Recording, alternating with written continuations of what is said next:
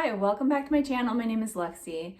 This week for my update, the past week was pretty good as far as my weight coming down.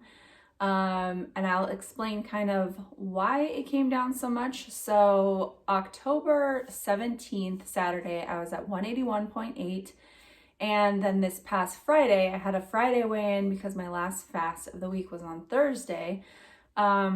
My weight was 178.6. So that was 3.2 pounds down from the previous week, which is a lot more than usual. And the reason is because, as I mentioned in my last video, if you watched it, I was doing a 7-day detox as prescribed by my dentist because he was going to do some amalgam filling removals in my teeth, which is the silver fillings, for the purpose of getting mercury out of my body, which I will talk more about later if you're interested. So the diet that was along with these supplements that I had to take was very, very strict. No meat, no dairy, no sugar, no grains. And then it kind of like kept getting stricter and pulling things out. So like Sunday through Tuesday last week, I pretty much only ate green vegetables, blueberries, apples, and pears, along with this shake that I had to take. So, definitely wasn't counting calories, but I'm sure I was very low calorie. And this 7-day detox was also after a 3-day fast that I talked about in my last video that I did. So you can imagine that with all of that, my weight would have dropped significantly. So over the next couple of weeks, I'm going to be doing my normal 3-day fasting schedule to kind of get myself fully back into my goal range, which I am back in my goal range, but just to allow me to like settle back into that, as I'm eating again a normal diet and not a highly restrictive diet. So what I did was, because I had to take supplements 3 times a day, and also on some of the days I had to drink this shake, like a protein shake, 3 times a day as well. What I did was I actually put all that in a 6-hour eating window. So I was still fasting. I was getting, a good solid like 18-hour fast. And then I would just space my supplements, and those shakes 3 hours apart. And that way, I wasn't doing my normal alternate day fast, but I was able to at least get some fasting benefits in there, along with the detox that I was doing and the supplements that he was having me take.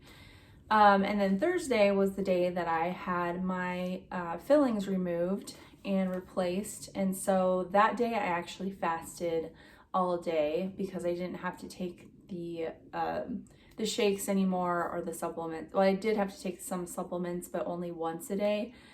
And so I just decided that day would be a full day fast. And then Friday I started to eat again, and I decided to cut down on sugar for a week after, because I didn't want to like reintroduce everything all at once. And also I was still having to take supplements once a day for 7 days. So just kind of to ease back into normal life, I, cut back on that. So Friday, I somewhat ate normally, just, watching the sugar. I did allow myself to have a little bit of dark chocolate, because I kind of realized that after all that restriction, that my mind was starting to get a little in that place where I feel when I am too restricted. And I just was like, you know what, I'm gonna allow myself to have a couple squares of dark chocolate, because yeah, it's a little bit of sugar, but in the long scheme of things, it's not really gonna make a big difference. And I think that was just a good call. So I've been allowing myself a little bit of dark chocolate, but avoiding all of the more sugary treats. So it was really interesting, because after this whole experience, the 3-day fast, the 7-day detox, and then my 1 day of fasting, I was actually down from Monday the 12th, I was at 189.9, and then on the 23rd, I was at 178.6. So that's actually 11.3 pounds down from that high weight where I was almost getting into the 190s. So I'm from here on out, you know, even though I'm not going to be restricting myself as much, I'm definitely keeping up with the 3 days of fasting until I feel comfortably back in my goal range of 170s. Because I don't want to bounce back up to that point. So I just want to be mindful.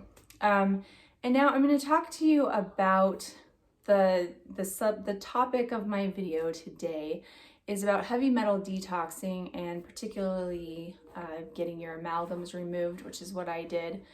I'm going to talk about a little bit about like my personal health history, and then how I learned about heavy metal toxicity and kind of my learning journey in that.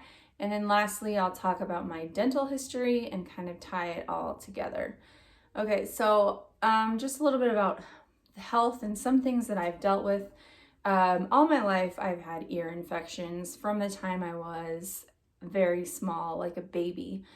I couldn't tell you a whole lot about how that felt or anything because I was very, very little. I know that I had a milk allergy when I was a baby that I kind of grew out of.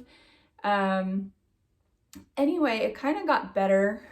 But then I remember in high school, I started getting ear infections again, like frequently. And that was annoying.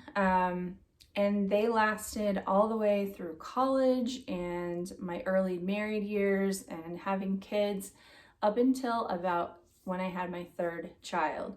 I was continually getting ear infections, like at least once or twice a year, and unfortunately having a lot of antibiotics because that seemed to be the standard. I would go to the doctor, they would say, okay, well, let's give you antibiotics.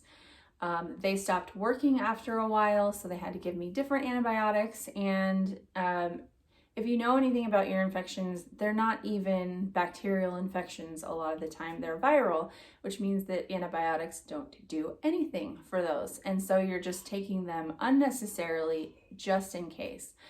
And I know that a lot of doctors don't do that anymore, but that was kind of the standard for a long time.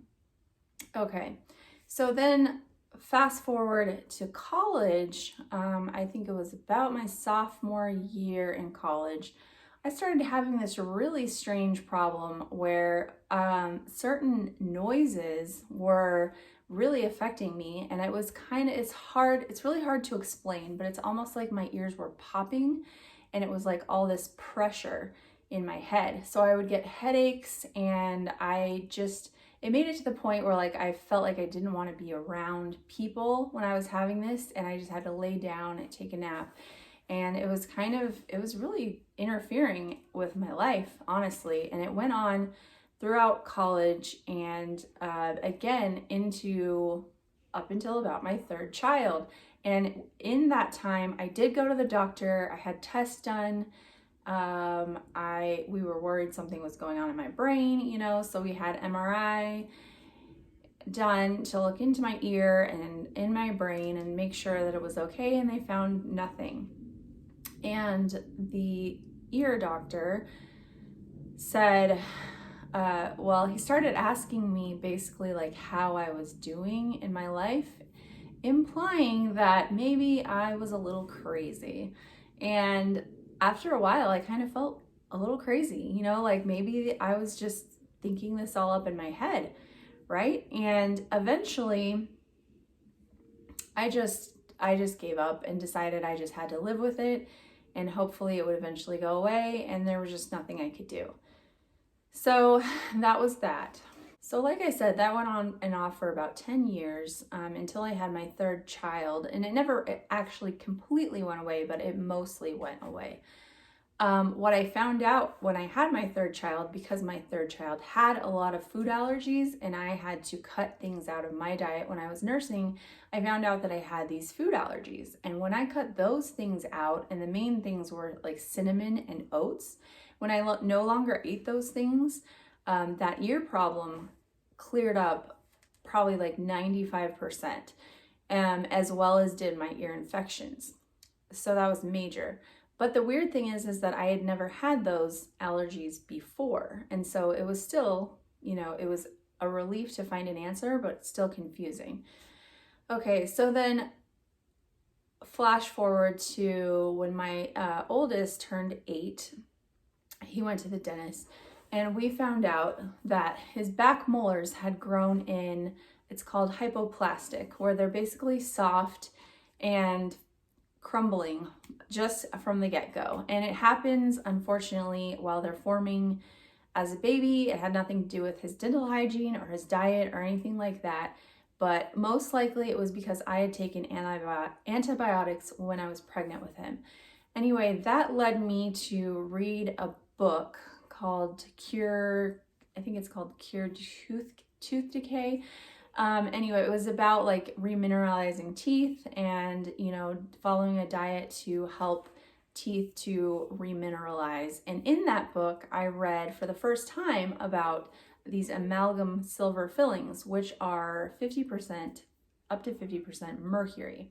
This is a well-known fact. You can find it on the ADA website. But the only thing is, on the ADA website, they do say that yes, that amalgam fillings are 50% mercury, and yes, mercury is potentially toxic, but these have found to be safe. Now, the problem with mercury being in your mouth is that, for one thing, some people it doesn't affect them at all. For another thing, it can be bioaccumulative, where it's leaching into your body over time, and then later on will cause issues. Okay. So I kind of became aware of it at that point, but didn't really, and I knew that I had these 2 fillings still, but I didn't really have the resources to do anything about it at the time. And so I just, stored it away as information. Later on, as I was learning about fasting, I came across a podcast with Dr. Pompa, and I was trying to learn about fasting, but he was talking about his experience with heavy metal toxicity, particularly with amalgam fillings, and his experience and how he learned just how terrible it was for him and what it had done to his health, and his journey to kind of figuring out what to do about it. Dr. Pompa is someone who Dr. Mindy Pelz talks about as one of her mentors, and the heavy metal detox program that she uses is actually his program. So he was the one who taught her. So I'm going to link below a couple of interviews, one with Dr. Pompa, and I can't remember who he was talking to, but there's a 3-part series with that. And then another podcast interview with Dr. Pompa and Dr. Mindy, where they are talking about heavy metal toxicity, just to give you an idea of what it is, and also how people often treat it improperly and how that can cause a lot of problems. And I don't want to go into too much of the science, because honestly, you might get more confused if you hear it from me. So I will just direct you to people who know a lot more about it than I do. Okay, so then the 3rd part is my dental history and how it all ties together. So in high school, I mentioned that I started having ear infections again. Well, in high school, my mom was a single mom, and she did not have a lot of money. And so we were on the state-funded dental insurance. And sadly, what that meant was that you can only go to dentists that accept that insurance, and there's not very many. And the one that we went to was most certainly not a good dentist. And here's why. And this is what happens with some dentists, and I know some are amazing, but some that do not, that accept these lower cost insurances, sometimes what they'll do is they will over drill your teeth to be able to bill more to the insurance. Okay, so I went in for a checkup, no pain or issues, went out, and he said I had 13 cavities, and he filled my teeth with 13 fillings, and they were all amalgams. So because that also was the lower cost option with that type of insurance, they didn't pay for the white fillings. So basically my teeth were filled with these amalgam fillings, and And just no surprise, now it all clicks that, you know, I started having these ear infections at that time. Okay, and then in college, as I mentioned, I started having this other issue, right? So in college, my mom had remarried, and her husband at the time really wanted us to get all of our silver fillings replaced. I don't know exactly why that was important to him, whether he knew about these health issues or if he just thought they looked better. I honestly don't know, and I haven't talked to him for a really long time. So I'm not in contact with him anymore. So I don't know what the reason was, but so I had most of my fillings replaced at that time, but there was no precautions taken. And so what you'll learn is that a holistic dentist or someone who is trained in amalgam removal will do things differently. Not only will they suggest that you do some detoxing, but they will also put some precautions in place to protect you and to protect them as they are taking them out. And so it was not done. There were no precautions taken at the time. And that is the time that this happened with my other hearing ear issue.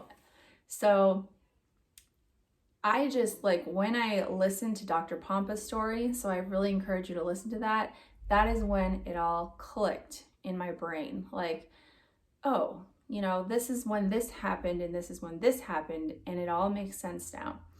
So I knew that I really wanted to get these last two fillings removed, but I wanted to do it properly. So the thing is, I think my dentist did a great job removing the fillings and the precautions that he took, but I don't think that he has a very thorough knowledge of heavy metal detoxing and chelation, just based on his recommendations and the, you know, the lack of depth of information in that regard. So I'm really grateful that I know more. I don't know enough to take that next step. So the thing is that I'm going to be doing a lot more research in the following months to, now that I have those removed, to do a full heavy metal detox. And there are people, like, you can do Dr. Mindy's or Dr. Pompa's programs. They're very expensive.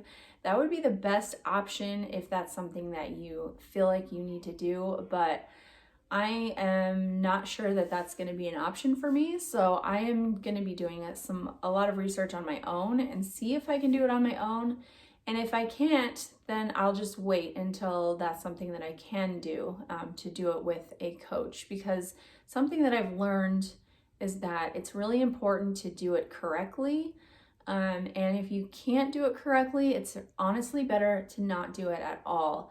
And I would say that that's true of getting the fillings removed as well, because you can really, if you redistribute the heavy metals, they can go to places like your brain, where they cause a ton of problems. So it may be that you have it in your body, but it's like stored in more of a safe holding place. But if you redistribute them, it can go to somewhere much more dangerous and cause a lot of issues. And again, it's like some people, it won't affect them at all. It's just the same thing like an allergy, you know. Some people are deathly allergic to peanuts and other people can eat them just fine. So it affects everybody differently. It can change over time.